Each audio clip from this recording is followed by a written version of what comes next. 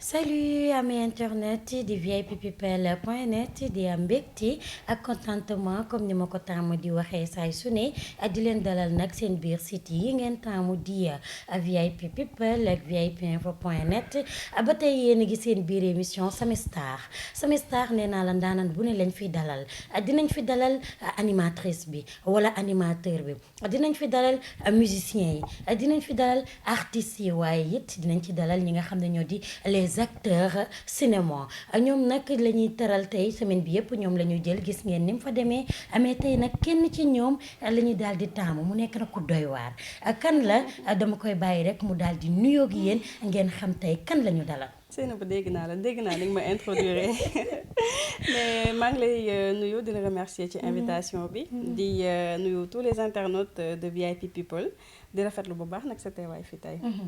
tey moom mbaa di nga régler rek doo dóore doo baal xas naa doo la jaxase. baal naa la gis naa ni nga ma introduire daal mais duma la wax dara li si kanam mooy dàq. comme ni ngeen ko gisee Seny Diouf la ñu dalal ñi naan ko Dior ci série Wujju Peccor ga waaye beneen bi di Binette dans Belle-Mère Binette Dior wala Seny en tout cas moom xam naa dina ci choisir tey ban taxawaay la daal di taxawee ban taxawaay nga taxawee. non tey. je vais parler en tant que Seny. Seny Diouf waaw tey d'accord damay bàyyi Dior ak Binette. de côté. on va parler de Seny. d'accord exactement tey bu ñu doon waxtaanee Seny kan mooy Seny Diouf lan nga mën a wax ci moom. bon Seny Diouf c'est une jeune actrice je dirais ba nga xamante ne yàgg na ci milieu bi yàggu si. parce que sama première production bi nga xamante ne gars yi gis nañ ko wax nga ko léegi mooy Belle-Mère. bien sûr que am naa yeneen activités yi nga xamante ne maa ngi ci nekk et tout. mais lii tax tey nit ñi mën ma gis xàmme ma et tout. je peux dire que production moo tax réalisation moo tax. donc tey casquette actrice bi laay teg tey. incha allah waaw d'accord mais yeneen yooyu dinañ ci waxtaan. ndax amul nee naa problème amul la wax benn waxaat problème du bari wax dañ dëgg ci la waxtaan amul benn mais problème. lan moo la inspiré ba nga jékki-jékki rek daal di dugg ci milieu cinéma bi carrément pour gagner ci sa vie. d'accord alors milieu cinéma nag je peux dire que par pur hasard moo tax ma dugg ci. ok parce que sama première production bi ma dugg c'était vers les années 2015. benn série bu tuddoon Urgence 221. ma doon si jouer benn rôle journaliste. sachant que j'ai fait le journalisme comme formation. j'ai ma licence en communication et journalisme. donc du coup série boobu noonu. man stylisme bi laa waroon gérer. mais après on a eu besoin d'un profil boo xamante ne profilu journaliste la soxla. et puisque j'avais déjà la formation c'était très facile pour moi d'intégrer ce rôle. donc film boobu laa njëkk a tourné. nekkul nag au niveau national j'en venais nekkul woon au niveau national parce que je pense que c'était en collaboration avec la TV5. film bi c'était le tout en français yëpp français lañu daan wax. voilà avec de grands acteurs comme Père Mantor Ba. ABG mel ni ABG. exactement ñoom Babacar Wali et tout. donc c'était benn film boo xamante ne si milieu médical la doon wax. en 2015 si laa xamante ak Modou Khar Gueye borom Khar Média. si benn produit bu waroon tudd Ndono à la base. par la suite nag jotuñu def production boobu noonu. et quelques années après ñu commencé Belle-Mère. donc c'est là si intégré comme Binette bu ndaw. ñu def saison première saison def deuxième saison. et après c'est la Wujju Peccor ga ñëwee. ñu ñëw rek door ko comme ni ngeen koy gisee. d'accord yéen a ko déggandoo yaakaar naa ne jaar-jaaram leer na leen te marqué na leen yéen ñi nga xam ne yéenay fans Dior di ko seetaan tout le temps xamoo leen kan mooy Dior yaakaar naa ne nag occasion la tey ngeen xam kuy Dior mais ci biir loolu da nga wax ñaari wax ji mooy que ni nee nga da nga ci dugg avant da nga def ay publicité panneau yoo xam ne c'était au niveau international nga daal di ñëw mais ci Belle-Mère gis nañ ne jaar nga ci def nga ci ay passage yu am solo passage yoo xam ne sénégalais yi ñu bari ñu ngi koy daal di dund mais dañoo gis ne amul continuité yeggut lan moo waral loolu. alors pour Belle-Mère c'est un peu compliqué parce que bi ñu paree première saison bi bëgg lancer waa deuxième saison bi lépp nag c'était dans le but de satisfaire notre public. parce que bàyyi woon nañ xel commentaires yi gars yi doon bàyyi ci site internet bi. d'abord dañu bëggoon pour que série bi ñu koy diffuser 2 fois minimum par semaine sachant que première saison bi 1 fois lañ ko doon diffuser par semaine. bëggoon nañ également mu am ouverture. donc on a voulu tenir en compte ñoom seen ay bëgg-bëgg. loolu moo taxoon ci deuxième saison bi ñu gis ci yeneen personnages yu bees yu dugg ci. bon malheureusement ça s'est pas passé comme on le souhaitait faut le dire. parce que gars yi bi ñu indee deuxième saison bi ñu bari ñu ngi doon naan da ngeen yàq seen série bi exactement dafa jaxasoo et tout mais lépp c'était dans le but de satisfaire les internautes exactement loolu moo ko indi woon après par la suite Covid bi ñëw. mu gën a compliqué parce que déjà entre première saison ak deuxième bi. toog nañ lu yàgg. tourné wala exactement diffusé wuñu deuxième saison Bel-Air. ñu dugg si Covid bi ñëw affaire bi gën a chamboulé te xam nga booy def production mu bëri ay acteurs. day xaw a compliqué. parfois pour nga amaat acteurs yëpp à 100%. day xaw a métti tuuti. ku nekk day nekk ci donc au activité fil du temps exactement au fil du temps on a perdu quelques acteurs. yi nga xamante ne mënatuñu woon continuer série bi. je sais pas nag pour quelle raison. donc loolu noonu yëpp boo ko jëlee dajale ko c'était un peu compliqué. mais yàlla dimbali ñu yàlla suturaal ñu ba. on a su apprendre de nos erreurs. ba li nga xamante ne moo ñu daloon ci Belle-Mère. daluñu ci Wujju Peccorgo. yaakaar naa tàmbali nañ ko parce que Wujju Peccorgo aussi au début c'était ça. da ngeen tourné woon ci koor gi après ngeen toogaat lu yàgg. ñëwaat toogaat tabaski ngeen ñëwaat toogaat mais finalement bi ngeen ñëwaatee cette fois-ci da ngeen ko accéléré. en fait Wujju Peccorgo n'était pas conçu pour mu continuer. d'accord à la base dañ ko bëggoon def mu nekk juste benn série boo xam ne weeru koor ba weeru koor lay ñëw. mais après vu la demande. nit yi gars yi bëgg ko. ñi koy suivre bëgg ko et tout. ñu ne ñu non sincèrement série bi waru leen ko arrêter. da ngeen ko war a continuer. par la suite on a décidé que ni Wujju Peccorgo dañ koy diffuser. événement ba événement. c'est-à-dire koor gi. après tabaski mooy ñëw après décembre bi mooy ñëw exactement ñu bëgg ko suivre ci dynamique boobu. gars yi tamit ils ont demandé encore plus. donc si la ñu décidé ne dans ce cas. nañ ko def kon muy daw du lundi au vendredi.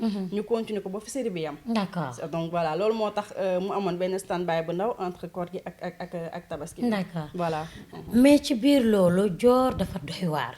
Dior nekk ci benn personnage ci Wujju Peccorgo c'est diamétralement opposé ak Binette bi nekkoon Belle-Mère.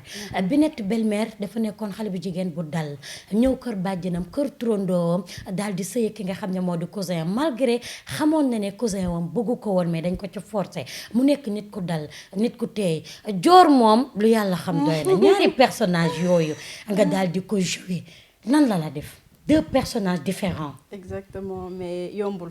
il faut l'assumer yombul wax dëgg yàlla parce que de passer à Binette. de Binette à Dior. c'était compliqué. c'était compliqué avant dañu ma doon jox séquence sax de passage maa ngi nuyu Bayla Xan Ndiaye Tan Bombe. maa ngi koy nuyu bu baax. mais avant pour ñu amoon li ñu bëgg carrément si jox c'était compliqué. parce que dañ may jox benn séquence. ne ma waxal lii ndee la. wala def ko lii mais j'avais du mal. doonu ma koon mën a def parce que dafa nekk loo xamante ne nekkul ci man xaw ma ko. man xaw ma def nit lu soxor maanaam tey buñ doonoo canaliser Séni Diouf entre Dior la wala Binette la dafa mel ni Séni Binette la gën a jege ka Dior. bon pas forcément Binette aussi parce que Binette c'était une fille boo xamante ne un peu vulnérable. qui se laissait emporter par les décisions de son père wala de son entourage. alors que Séni peut-être que su bëggee benn affaire dina ci taxaw. dina dëggal boppam wane personnalité am. alors que bon Binette moom wax dëgg yàlla mooy loolu. mais quand même je suis pas Dior très sincèrement je suis pas Dior. donc looloo tax tout au début j'avais du mal. très sincèrement j'avais du mal à m'adapter. mais après bi ñu demee ba ma xam ne nag ni lii rôle la et que il faut que Dior am benn face bi pour mën a attirer public bi. parce que à vrai dire.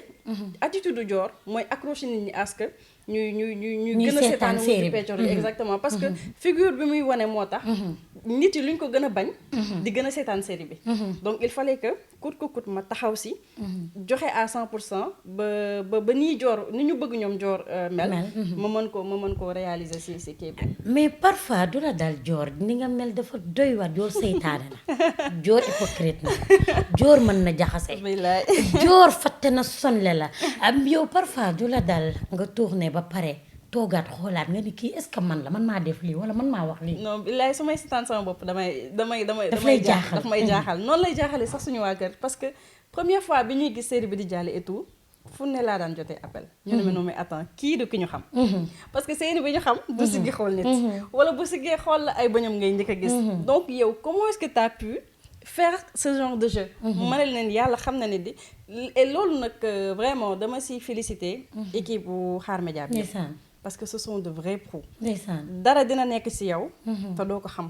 donc il faut que nit ki booster la. yëngal la tuuti yow si ngay soog a xam li nga mën. très sincèrement man j'aurais jamais cru être capable. de pouvoir réaliser ce genre de jeu très sincèrement.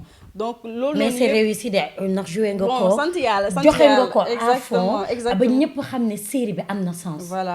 voilà donc ça c'est vrai que nag su ma ko joué wul woon comme il faut. du réussir nii on peut c'est ça dire. parce que ñaar ñu yemar mënuñ ci nekk. exactement kee mënul nekk fële nu mu tuddati. Ndeela bëgg fi rek nit ñi jooy yu metti joor bëgg a ñëw jooy day metti. ça voilà mu ngi noonu mais parfois su may toog di seetaanaat sama bopp ay ree daf may jàpp. bu baax sax. d'accord yéen a ko déggandoo waaye ci sa biir wax dès l'entame danga wax ne yow du série rek ngay def. maanaam am na yeneen activités yi nga xam ne ñoo koy def naam que ci production lañ la xamee. à part série lan mooy activité Dior. voilà Dior mu ngi dans le stylisme. comme par exemple tey maison de production yu bëri yi nga xamante ne dañuy def ay clip wala ay publicité. dañ may solliciter. pour que ma defaral leen costume yeeg. gérer leen tout ce qui est stylisme. d'accord maa ngi également ak sama ay business et tout. et comme je le dis j'ai fait une formation en journalisme et communication. donc ce qui veut dire que je suis dans le domaine commercial et tout. donc bëri naa ay casquettes quoi. maanaam daal fan 12 mai 12 mai exactement mais lépp nag di entreprendre nekk xale bu ndaw. gëm sama bopp. takk sama ndigg et tout. voilà ci voilà liggéey rek waaw. mu nekk deux casquettes différents. tey nan ngay dundee loolu ak sa famille dundee loolu ak sa entourage. tey surtout rôle bi nga xam ne danga ko jouer belle-mère c'est pas du tout évident. est-ce que dina la arriver parfois ci sa famille wala nga romb ci mbedd nit saaga la. wala nit interpellé xas la ba nga ràpp ne la yow lu tax nga bon bàyyi ndee la wala nangam. sama mbokk yi laa yërëm nag. très sincèrement sama mbokk yi ak sama xarit yi. man ñooñu laay yërëm. te ñooñu laay baalu àq tout le temps. parce que man peut-être je peux comprendre. et xam ni ñi nga xamante ne dañuy wax lu ñaaw wala di xas. ils font pas la part des choses entre Séni ak Dior. mais ñi nga xamante ne xam nañ ma. xam nañ man maay kan si seen biir laa màgg. si seen biir laa dem ba ni ma toll nii. ñooñu dañ may comprendre et je dis que ñooñu ñooy sama force. parce que ñoom ñoo may jàppale. ñoo may encouragé. tout le temps ñoom ñoo may woo naan ma non yenn commentaire yi bu mu la metti. parce que nit yi exactement mais bon.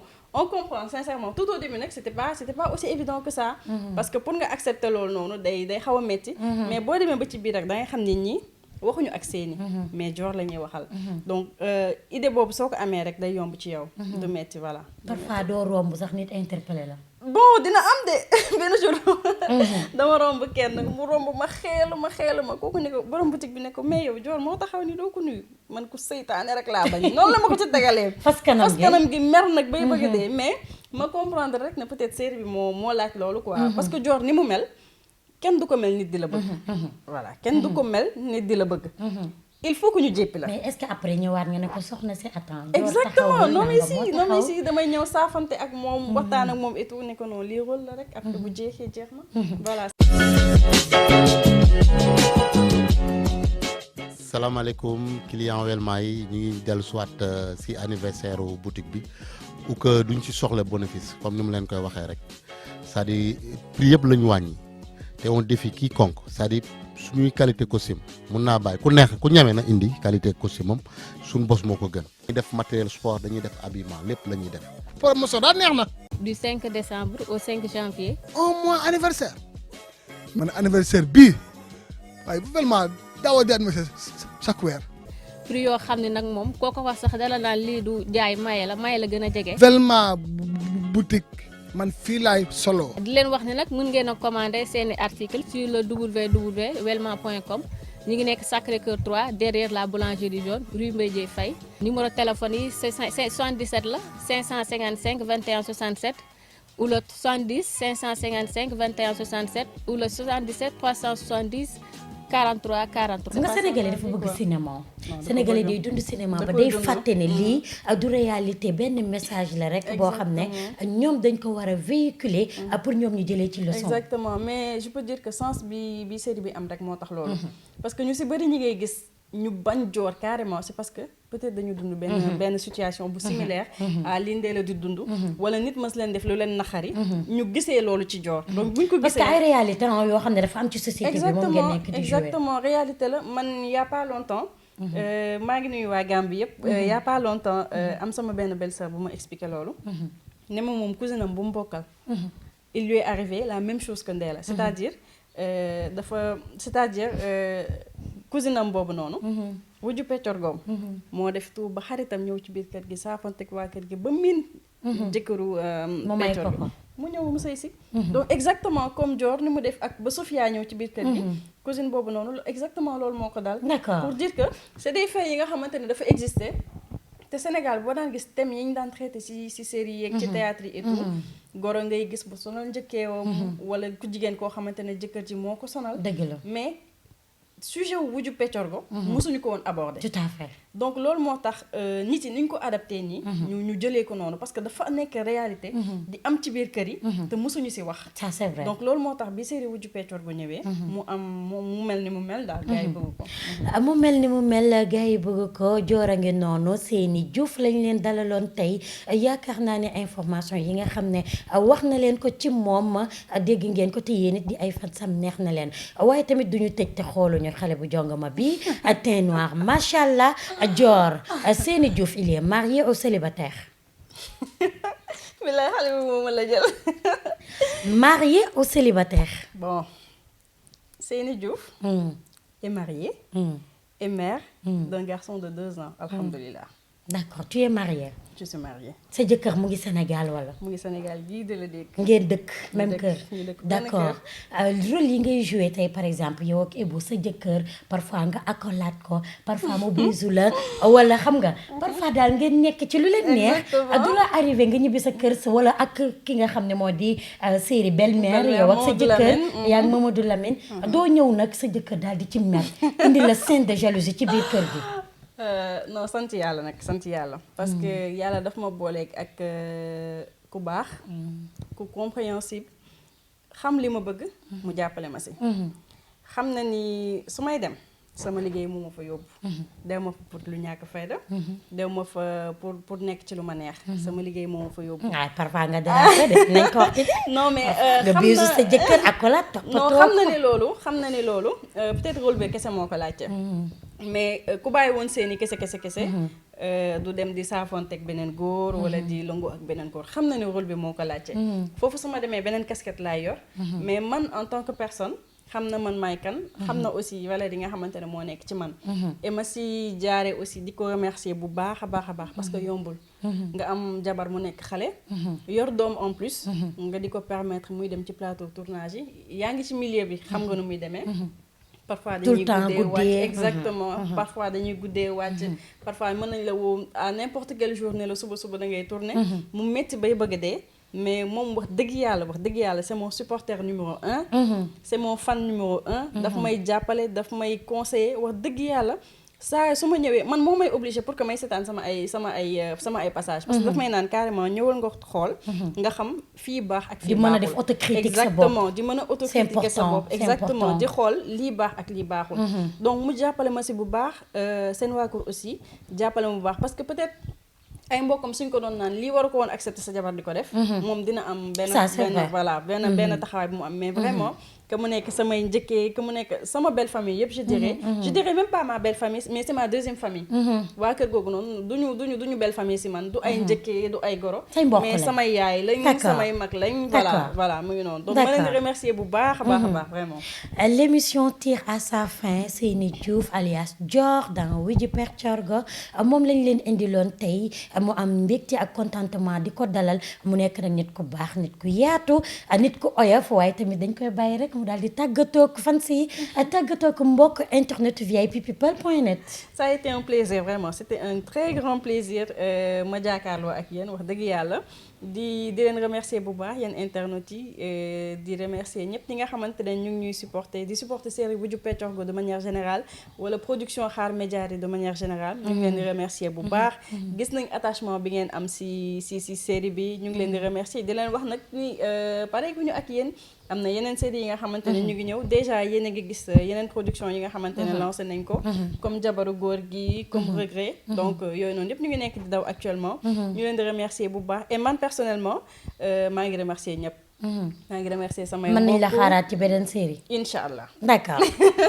Inch'Allah on l'espère bien donc maa ngi remercier suñu waa kër sama yaay sama papa sama mag sama yaay aussi ma koy remercier parce que chaque jour moom laay bàyyil sama doom ndeysaan. mu comprendre ma moom tam bay bëgg a dee jàppale ma parfois damay guddee sax xale bi ci moom lay fanaan te musu si kaas musul wax dara D'accord. lu comprendre man di ma C'est jàppale important. voilà donc maa ngi koy gërëm bu baax a baax di remercier nag waa Medina Baye sama waa kër. waa kenn du Kaolack ñoom. exactement maa ngi leen di gërëm di leen remercier. di remercier nag personnellement waa kër Thierno Assane Deme. dalee ko ci xalif bi Cheikh Mamadou Kabir Deme. ba ci suuf sama góor sama xarit. Seydi Aliou Harazim ak soxnaam Zara maa ngi leen di remercier bu baax a baax a baax. duñu jug si di ma jàppale. di remercier également. def na ko remerciement mbër. nañ dem non il faut ñu jàpp ci combat bi. exactement parce que dafa nekk ñoo xamante ne xam nga gis ngay nekk ci benn affaire gis ñu la c'est pas dooleel du tout évident. dafa neex Ça, c'est vrai, exactement surtout ñoo xamante ne sa ay sëriñ lañ di la jàppale di la safoo loolu dafa neex di remercier nag personnellement Seydi Ousmane Niass kooku sama jëkkër la sama sëriñ la sama xarit Zouno rey na ni maa ngi lay ziar bu baax a baax a baax a baax di la remercier. Voilà, c'était votre émission Sama Star ndaanaan gi ñu leen dalal yaakaar naa ne neex na leen te kontaan ngeen ci réponse yi nga xam ne jox na leen man it maa ngi am mbégte ak contentement doon jàkkaarloo ki yéen saay su ne di leen jox dig daje ak beneen yoon beneen gox ak beneen i ndaanaan merci beaucoup à la prochaine bye.